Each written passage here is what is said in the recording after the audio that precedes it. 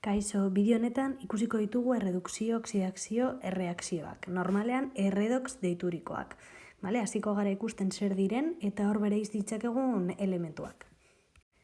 Erredox erreakzioak deitzen dira baita ere elektroi transferentzia reakzioak. Esan nahi du honek, espezien artean gertatzen dena dela elektroi transferentzia bat, espezie batek askatuko ditu elektroiak eta besteak elektroi horiek hartuko ditu. Adibide batekin ikusiko dugu. Imaginatu daukagula disoluzio bat, bakizue disoluzioetan espezieak ioietan banatuta daudela, uretan disolbatzea egotea esan nahi du, ioietan banatuta egotea. Orduan, imaginatu gure disoluzioan badaudela kobre bi positibo ioiak. Eta disoluzio horretan sartzen dugu zink zati bat. Zink metal bat da, bakizue, eta orduan sartzen dugu holan metal moduan, oinarrizko egoeran, zink oinarrizko egoeran. Beraz, elkartzen ditugu hasieran zink eta kobre bi positibo. Zer lortuko dugu? Lortuko dugu zink bi positibo gehi kobre. Hau zelan gertatzen den holan, lasaiz ez duzue jakin behar, hau da, ze produktu sortzen diren ez duzue jakin behar. Baizik eta reakzioarekin jakin behar duzuena da ze espezie oksidatzen den eta ze espezie erreduzitzen den. Eta horren ikusiko dugu zer den gauza bakoitza. Orduan, aztertuko ditugu bikote konjokatuak. Hau da, zink, zink bi positiboarekin eta kobre bi positibo kobrearekin. Orduan, jarriko ditugu erdi erreakzioetan. Honi deitzen diogu erdi erreakzioa. Hau da, bikote konjokatuak hartu eta erreakzio horiek adieraztea. Zink baukau da reaktibo moduan eta produktu moduan bi positibo eta kobrearen kasuan baukau reaktibo bezala kobre bi positibo, ioia, katioia konkretuki eta produktu bezala kobre oinarrizko egoera. Orduan, pentsatu behar dugu gertatu den hemen elektroiekin. Lehenengo kasuan, zinkaren kasuan. Hasieran bere karga 0 da. Eta gogoratu elektroiak negatiboak direla. Orduan, zink 0tik zin bi positibora, ze gertatu da? Bi elektroi hartu dituela, ala bi elektroi galdu dituela. Elektroiak karga negatiboak direnez, zink oinarrizko egoeran egotetik zink ioi batera lortzera, gertatu dena da bi elektroi galdu direla. Kobrearen kasuan, kobre bi positiboa daukagu hasieran eta kobre 0 amaieran. Beraz, ze gertatu da elektroiekin? Bi positibotik 0ra pasatzeko, ze gertatu behar da karga negatiboekin? Bi elektroi hartu dituela. Bi positibo badago eta bi karga negatibo hartzen baldin baditu, azkenean geratuko da 0. Erreakzio batean elektroiak galtzen direnean, erreaktibotatik produktuetara pasatzeko elektroiak galtzen baldin badira, erreakzio horri deitzen diogu oxidazio erreakzioa. Oxidazio, kasu honetan erdi erreakzioa,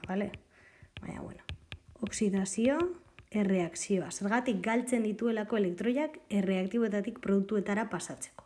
Eta orduan, elektroiak hartzen direnean, hor daukagu erredukzio erreakzioa. Aztertuko ditugun erreakzioetan, erredox erreakzioetan, espezie bat beti oxidatuko da eta bestea erreduzituko da logikoki. Espezie batek galdu behar ditu elektroiak beste batek hartzeko. Bestela nondik datoz elektroi horiek. Orduan, identifikatzeko zein den oxidatzen den espezia edo erreduzitzen den espezia, ia galtzen ala hartzen diren elektroiak. Orduan, zink, kasu honetan, oxidatzen den espezia da. Zink oxidatzen da. Eta kobre katioia erreduzitzen da.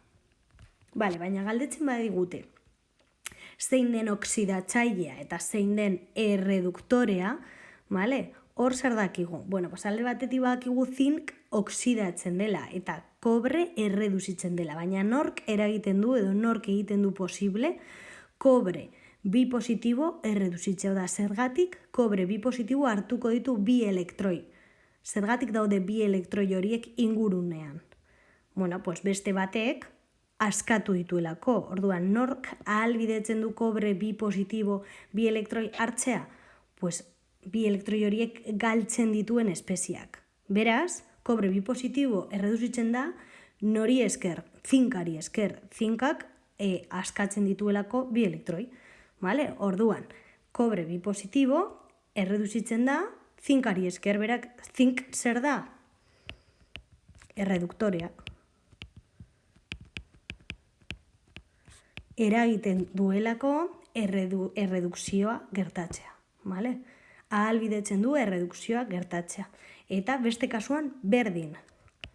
Kobre bi positibo erreduzitzen da, baina aldi berean ahalbidetzen du bestea oksidatzea, beraz,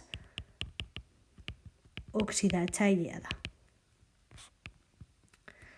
Vale? Eta hau da, erredox erreakzioetan, interpretatu behar ditugun gauza guztiak, vale? Galdetuko digute ze espezie oksidatzen den, ze espezie oksidatzen den, zein den erreduktorea, zein den oksidatzailea, orduan kontzeptu hauek oso argi izan.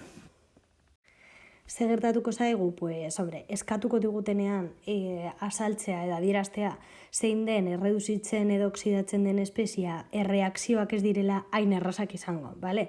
Hemen ikusten duzuena, adibidez, vale, erredox erreakzio bat da, posible da, eta hemen eskatuko dizuete jakitea ia ber zein espezie erreduzitzen den, zein oksidatzen den, eta baita ere doitzea, begiratzen bauzu ondo, eta zenbatzen bauzue, erreakzioa ez dago doituta, eta zue bakizue, erreakzioetan begiratu behar den lehenengo gauza da, ia doituta dagoen. Orduan, ez da erraza horrela doitzeko, ez da erraza horrela begibista batean ikustea ia zein den oksidatzen edo erreduzitzen den espezia. Beraz, horretarako truko batzuk dauzkagu, eta jakin behar duzuen lehenengo gauza, hurrengo bideoan aurkituko duzuen.